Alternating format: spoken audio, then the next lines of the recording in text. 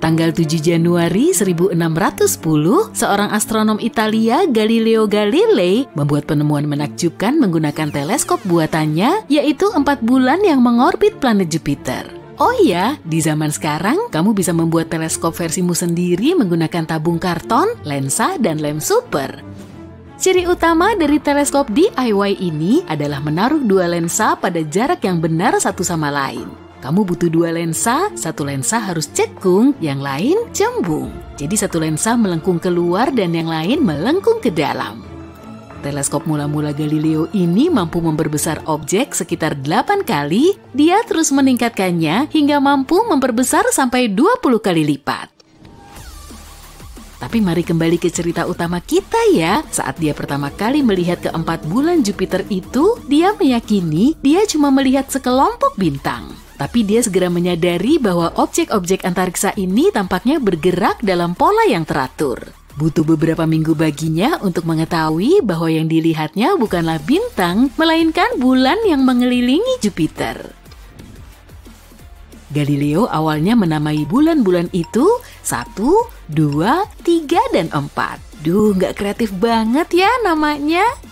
Karena lebih banyak bulan di galaksi kita ditemukan kemudian, sistem numerik untuk menamainya menjadi membingungkan dan kurang praktis. Jadi itu cuma bertahan selama beberapa abad. Nah, di zaman sekarang, keempat satelit itu yang terbesar di Jupiter dinamai Io, Europa, Ganymede, dan Callisto. Keempatnya secara kolektif dikenal sebagai bulan Galilea untuk menghormati orang yang pertama kali memperhatikannya. Penemuan Galileo sangat penting untuk pemahaman kita saat ini tentang astronomi. Awalnya, objek-objek lain diyakini berputar mengelilingi bumi karena bumi dianggap sebagai pusat alam semesta. Kini kita tahu ada ratusan bulan di tata surya kita, namun bulan-bulan besar seperti yang ditemukan oleh Galileo Galilei tidak begitu sering ditemukan. Bulan dianggap besar jika ukurannya sebesar planet kita atau lebih besar. Ganymede misalnya lebih besar daripada Merkurius. Kita menganggap Ganymede sebagai bulan hanya karena objek ini mengorbit Jupiter. Jika tidak, Ganymede memiliki semua karakteristik planet lain. Gak heran jika Jupiter punya bulan terbesar di tata surya kita. Jupiter mengalahkan semua planet lain di tata surya kita, baik dalam ukuran maupun massa, jadi wajar jika Jupiter menarik banyak objek lain ke arahnya. Jupiter diyakini punya sekitar 80 bulan dengan hanya 53 di antaranya yang sudah diberi nama resmi hingga saat ini.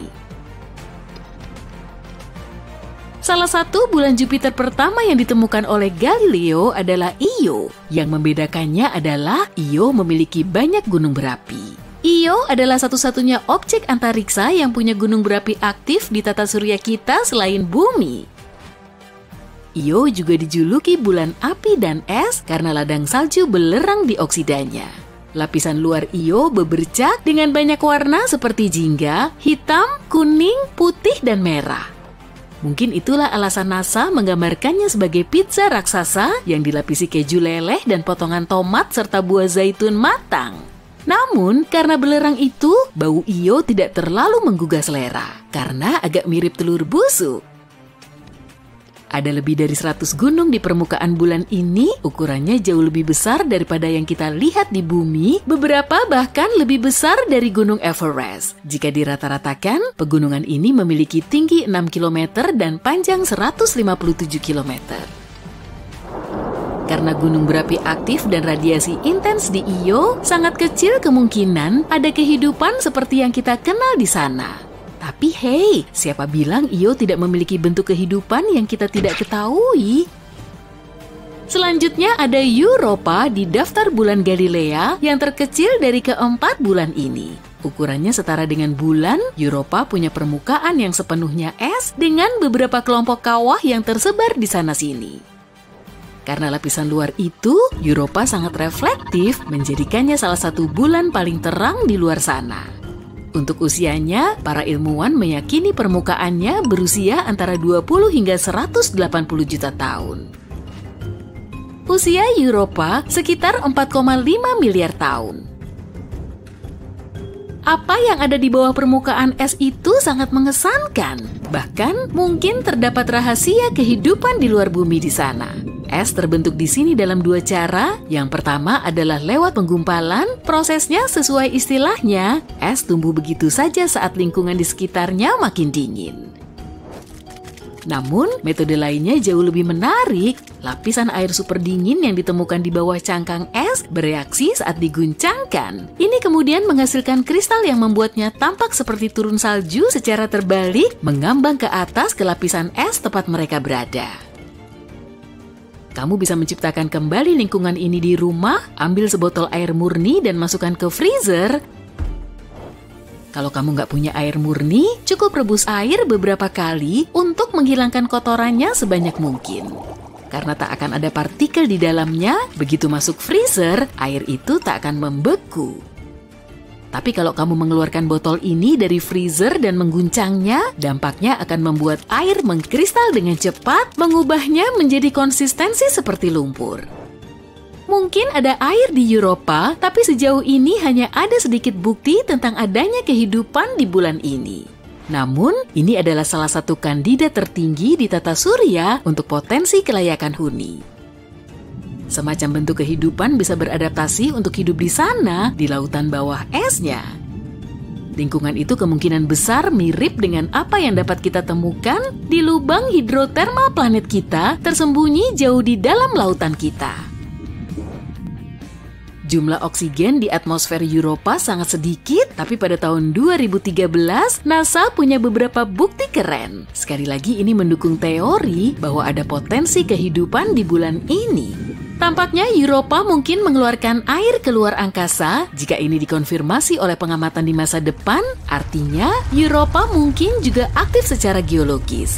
Jika kita berhasil mempelajari sumber airnya suatu hari nanti, itu juga akan sangat berguna.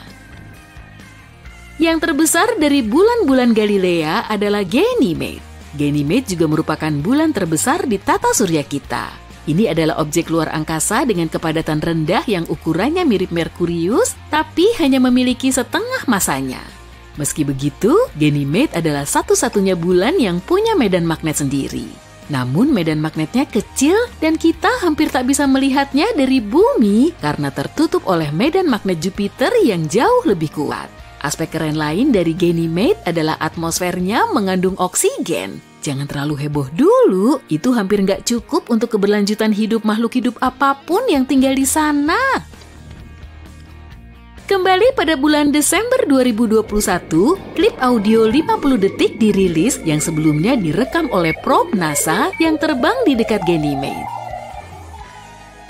Untuk pendengar yang tidak berpengalaman, suaranya mirip dengan koneksi internet dial-up lama, tapi karena nada-nadanya unik, Ganymede segera dijuluki sebagai bulan bernyanyi Jupiter. Terakhir di daftar bulan Galilea ada Callisto atau objek yang paling berkawah di tata surya kita. Yang menarik dari bulan ini adalah lanskapnya hampir tak berubah sejak terbentuk dan para ilmuwan masih memperdebatkan kenapa ini terjadi. Sebagian besar benda antariksa lain mengalami banyak perubahan sepanjang masa hidupnya karena peristiwa seperti tabrakan dengan benda lain, perubahan orientasi dan kecepatan, atau reaksi kimia yang terjadi di permukaannya. Callisto juga seukuran Merkurius, tapi kepadatannya lebih rendah. Medan magnet Jupiter memiliki dampak yang lebih kecil di sini karena posisi Callisto adalah yang terjauh. Permukaannya diperkirakan berusia 4 miliar tahun. Berbeda dengan Io, Callisto tak aktif. Semua berawal dari perubahan kecil di planet kita. Awalnya, orang-orang melihat bulan jadi lebih terang dan agak besar. Tapi nggak ada yang mau ambil pusing, bulan mempengaruhi pasang surut air laut di bumi. Air mulai membanjiri pantai, tapi bukan itu tragedinya. Banyak ikan mendekati daratan, ada cumi-cumi raksasa, anglerfish, dan hewan laut lain di dekat pantai. Padahal biasanya mereka hidup di laut dalam, keanehan lain terus bermunculan setiap hari. Burung nggak lagi terbang ke selatan saat cuaca dingin, tapi mereka ngebentuk kawanan besar dan berterbangan tanpa tujuan di sekitar perkotaan. Dulu, bulan bisa membantu navigasi burung di alam, tapi sekarang mereka nggak tahu lagi harus terbang kemana. Di lautan luas, kapten kapal mengamati arah kompas makin gak stabil, jarumnya terus muter-muter ke segala arah karena kutub magnet bumi berpindah posisi, bulan terus mendekati bumi tanpa alasan yang jelas. Gravitasinya juga mempengaruhi gravitasi planet kita, lalu ngefek ke perubahan iklim, perilaku makhluk hidup, dan medan magnet. Hujan bisa mengguyur tempat kering dan daerah dingin mulai memanas, ekosistem di seluruh dunia jadi kacau, orang yang tinggal di dekat hutan bisa sewaktu-waktu mendengar lolongan serigala, perubahan kondisi bulan bikin serigala lepas kendali. Satelit alami kita ini kian terang dan terus membesar, tapi belum ada hal kritis yang terjadi, orang-orang masih tenang karena mereka nggak mau memusingkan soal akhir zaman. Tapi kemudian, bulan mencapai titik kritisnya. Ceritanya kamu lagi jalan kaki sambil ngedengerin musik, lalu tiba-tiba ada orang yang nyenggol kamu dari belakang. Ya udahlah ya, mungkin dia lagi buru-buru. Saat kamu ngelanjutin jalan, ada cewek yang nyenggol bahumu. Sambil buru-buru pergi, dia cuma bilang, "Maaf ya, tapi kamu sempat ngelihat ketakutan dalam sorot matanya." Kamu baru bisa ngedengerin jeritan dan suara sirine setelah ngelepas earphone. Banyak pengendara mobil buru-buru keluar dari kendaraan mereka kemudian kabur. Kawanan burung camar beterbangan di langit. Di antara banyak suara dan kehebohan ini, kamu bisa ngedengerin suara khas. Kayaknya itu suara air. Kenapa ada suara air? Padahal kamu lagi ada di perkotaan yang jauh dari laut. Sesaat kemudian ada gelombang besar yang membanjiri jalanan. Dan gelombang ini bergerak ke arahmu. Kamu bergegas memasuki gedung terdekat dan naik ke lantai 10. Dari sini kamu bisa ngelihat genangan air yang membanjiri kota. Arus kuatnya telah menyapu kendaraan, bangunan, dan pepohonan. Ternyata ada hiu dan hewan laut lain di dalam air. Banyak orang cuma bisa ngumpet di dalam rumah dan atap rumah mereka. Bencana ini melanda seluruh kota. Di dekatmu ada TV yang menyala dan dari situ kamu tahu kalau banjir juga melanda banyak negara di seluruh dunia. Tsunami besar menerjang kota-kota pesisir dan di beberapa tempat ombak laut bisa mencapai ketinggian gedung 30 lantai. Banyak kota porak-poranda dan banjir besar ternyata baru permulaannya. Bulan mengelilingi bumi dan menjaga planet kita tetap pada porosnya. Bulan bikin cuaca di bumi lebih stabil dan membantu makhluk hidup berkembang. Tapi sekarang, keseimbangan ini rusak. Bulan terus mendekat dan mengubah gravitasi planet kita. Bumi bisa sedikit miring ke samping dan memicu banjir besar di seluruh dunia. Bayangin kamu lagi megang gelas berisi air, kalau gelasnya dimiringin, air di dalamnya akan tumpah kemana? Hal serupa juga terjadi dengan lautan kita. Bulan gak cuma mendekati kita, tapi juga melayang sambil mengitari bumi. Tiap putarannya bikin jarak bumi dan bulan makin dekat. Hal ini menyebabkan bencana alam di berbagai tempat. Pergerakan air sangat fluktuatif. Semua air ini kemudian mengalir lagi ke jalanan dan ke pantai. Air laut akan datang lagi ke perkotaan saat sore hari. Waduh, kayaknya petang udah muncul tuh. Langit semakin gelap, padahal saat itu baru pukul 3 sore. Bulan mengubah kecepatan rotasi bumi dan bikin siang hari kita berjalan lebih cepat. Bulan menutupi hampir seluruh langit dan menerangi planet kita. Dari bawah kamu bisa ngelihat kawah bulan yang sangat besar. Objek ini masih bisa kamu lihat saat matahari bersinar karena jaraknya sangat dekat. Di beberapa tempat bulan juga menghalangi sinar matahari. Setelah air surut, banyak orang mulai keluar rumah, tiba-tiba gempa mengguncang. Jalanan kelihatan retak-retak dan banyak rumah rusak parah. Di jalanan juga ada tanah longsor, lempeng tektonik di seluruh dunia bergeser. Bayangin ada 2 bola magnet yang saling mendekat, salah satu bola itu adalah bulan dan satu lagi inti bumi. Menurutmu ada apa aja sih di atas inti bumi ini? Ada kerak bumi setebal ratusan ribu kilometer, semuanya terus bergerak. Retakan berbahaya terus bermunculan di seluruh penjuru dunia. Gunung tertinggi di bumi runtuh dan berubah menjadi tumpukan batu. Dasar laut retak dan memuntahkan magma dari bawah tanah. Gunung berapi kembali aktif dan mulai ngeluarin magma. Awan abu vulkanik memenuhi seisi langit, bikin bulan dan matahari nggak kelihatan jelas. Tapi hal yang paling menakutkan masih belum terjadi. Nantinya akan ada tabrakan dahsyat. Bulan melayang-layang sambil mengelilingi bumi seperti bola di kaca bundar dengan lubang di tengahnya. Gaya ini menggerakkan awan ke seluruh bumi. Sesaat setelah ada badai petir, salju mulai turun, lalu malam pun tiba dan guyuran hujan membasahi bumi. Tetesan airnya mengandung lumpur dan abu vulkanik. Manusia menjadi sulit bernapas tanpa bantuan masker gas. Tekanan udara terus berubah, sejumlah orang mengalami migrain parah dan sebagian lainnya mengalami nyeri sendi. Tapi mereka nggak terlalu memusingkan soal kesehatan. Manusia perlu nyari cara agar bisa lolos dari tabrakan. Tatanan gravitasi baru akan terbentuk saat bulan menabrak bumi. Daratan akan berubah bentuk, ada yang menyatu menjadi daratan raksasa, dan ada juga yang terbagi menjadi daratan kecil. Energi yang dihasilkan dari tabrakan ini bisa ngebakar semua oksigen di atmosfer dan bikin bumi kita nggak layak huni. Berlindung di bawah tanah juga nggak bisa, karena gempa bumi berasal dari dalam sana kan? Lalu, manusia mulai memanfaatkan waktu berharga mereka bersama keluarga dan orang terkasih. Bulan terus mendekat, posisinya saat ini cuma sejauh stasiun luar angkasa internasional. Seluruh langit tertutup oleh bulan, banyak kota tersapu oleh ombak. Tsunami yang tingginya berkilo-kilometer memusnahkan daratan dan jutaan ton magma menggempur lautan. Miliaran liter air menguap begitu aja, uap air naik ke udara, bercampur dengan abu dan mendera bumi dalam bentuk awan kumulus raksasa. Kamu mulai menerima kenyataan bahwa bumi dalam kehancuran total. Tapi bulan kita ngeliatin keanehannya lagi. Di permukaannya ada retakan raksasa. Dan perlahan bulan terbelah menjadi dua bagian. Kedua bagian ini hancur jadi bongkahan besar. Bumi kita nggak punya satelit alami lagi. Di angkasa cuma ada bongkahan antariksa.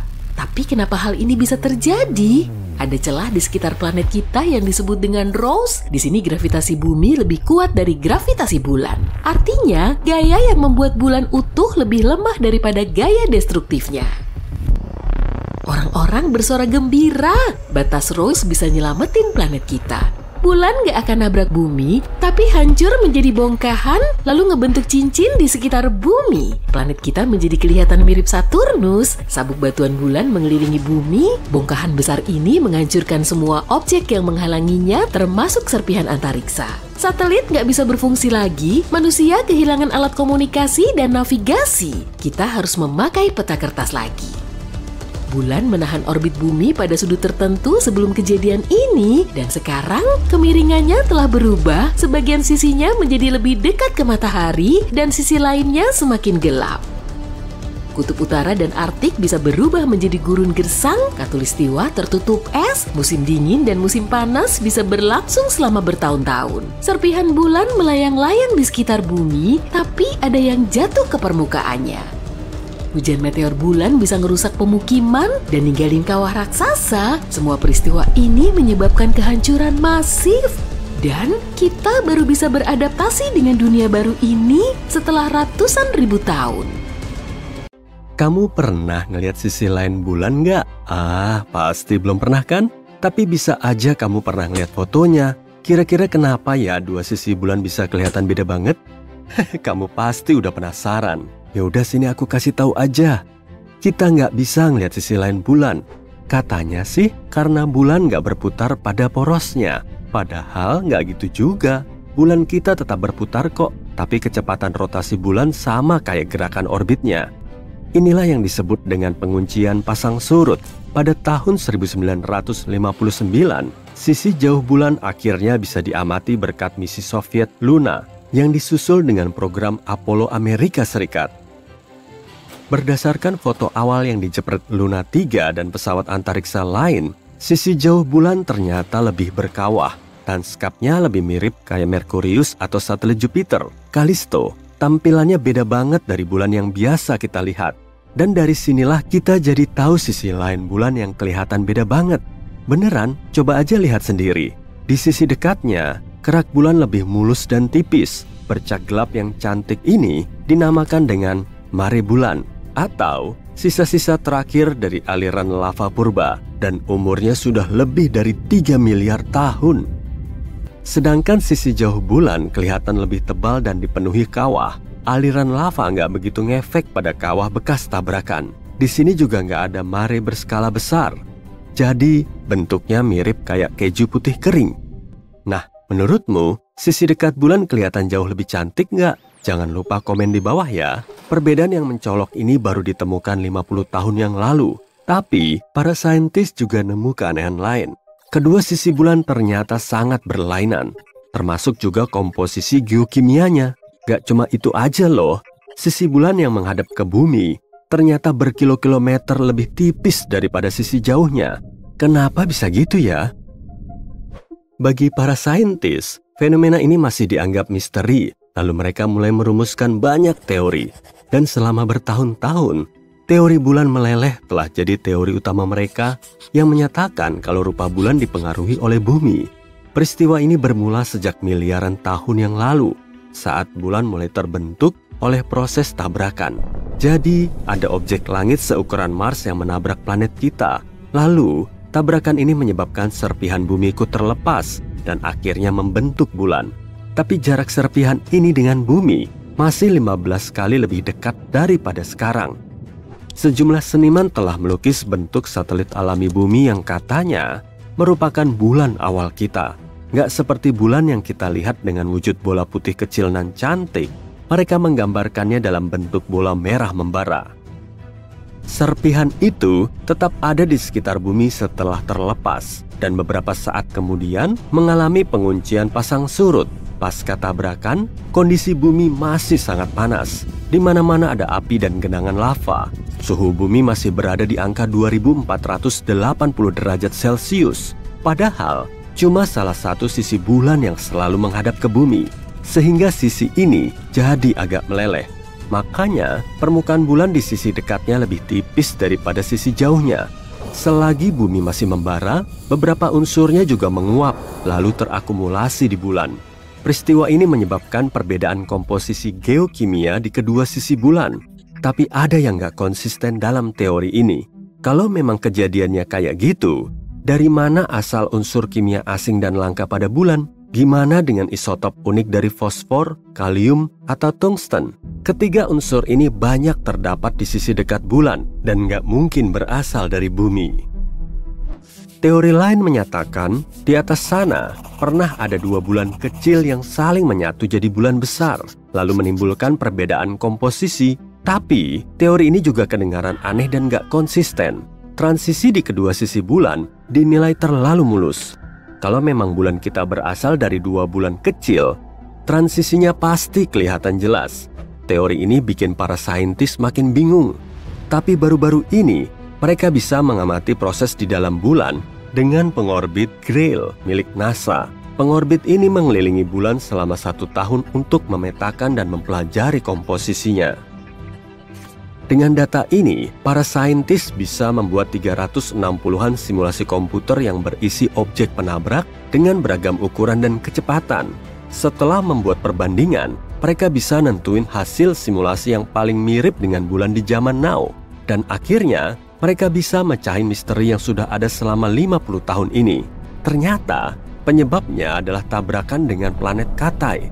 Tabrakan ini terjadi 4,3 juta tahun lalu, dengan objek yang sedikit lebih besar dari Ceres. Jadi, Ceres adalah salah satu planet Katai di tata surya kita. Diameternya 933 km, kurang lebih seukuran Prancis atau Jerman. Benda raksasa ini menabrak bulan di dekat kutub selatannya. Efek benturannya super kuat hingga mengubah wujud bulan. Tabrakan ini juga ninggalin jejak hingga sejauh 5.630 km. Kalau kamu naik pesawat, jarak segitu harus ditempuh selama 14 jam. Kawah ini menyelimuti seluruh sisi dekat bulan. Tabrakannya telah merusak mantel bulan dan membentuk basin kutub selatan Aitken atau SPA Basin. Berdiameter 2.570 km atau seukuran Inggris Raya dan Jerman. Formasi basin ini merupakan kejadian penting dalam sejarah bulan, karena basin ini juga menjadi kawah bekas tabrakan terbesar kedua di tata surya kita. Tabrakan tersebut juga menyebabkan gelombang panas kuat di seluruh bulan. Gelombang ini kemudian menyebarkan sisi mineral panas dan langka yang teramati oleh para saintis di sisi dekat bulan. Makanya, di sisi cantik ini ada banyak Procellarum Crypterae atau PKT. Sederhananya, ada anomali komposisi yang terdiri dari konsentrasi kalium, fosfor, dan unsur langka lain seperti thorium. Semuanya material ini dilimpahkan untuk kita dari antariksa yang luas. Sepanjang sejarah, bulan telah bertubi-tubi digempur benda langit lain. Semua tabrakan ini membuat kawah yang udah besar jadi semakin dalam. Dan mantel di sisi dekatnya terus menipis setiap tahun. Mineral ajaib ini juga memancarkan panas. Mantelnya terus meleleh. Ups, dan tahu-tahu semakin mengaktifkan gunung berapi di situ. Akibatnya, aktivitas vulkanik di sisi dekat bulan semakin meningkat. Aliran lava deras memenuhi kawah tua yang kosong. Tada! Kemudian terbentuklah mare bulan yang super cantik. Kurang lebih begitulah kejadiannya. Semua informasi ini bisa digali berkat adanya penelitian dari Brown, Purdue, dan Stanford University bersama JPL NASA. Publikasinya bisa dilihat di Journal of Geophysical Research, Planets. Kalau kamu tertarik, kamu bisa baca-baca detailnya di situ. Masih ada banyak hal yang harus kita pelajari tentang bulan. Prioritas utamanya tertuju pada misi pulang dari basin kutub selatan Aitken. Sampel dari basin Aitken bisa dipakai untuk nentuin umur bulan, sejarahnya, serta sifat kerak dan mantelnya secara lebih akurat. Target penting lainnya yaitu Moscovians, alias dataran lava di sisi jauh bulan. Dengan meneliti tempat ini, kita akan lebih memahami perbedaan kedua sisi bulan dan proses pembentukan sisi jauhnya. Kita perlu mengetahui informasi ini untuk memahami sejarah bulan dan melakukan penjelajahan luar angkasa. Saintis menggunakan bulan sebagai titik referensi untuk nyari tahu umur planet lain dan seluruh dunia di luar angkasa. Bulan membantu kita memahami kronologi kehidupan di seluruh tata surya. Penelitian dan penemuan seru lainnya pasti bakal segera menyusul.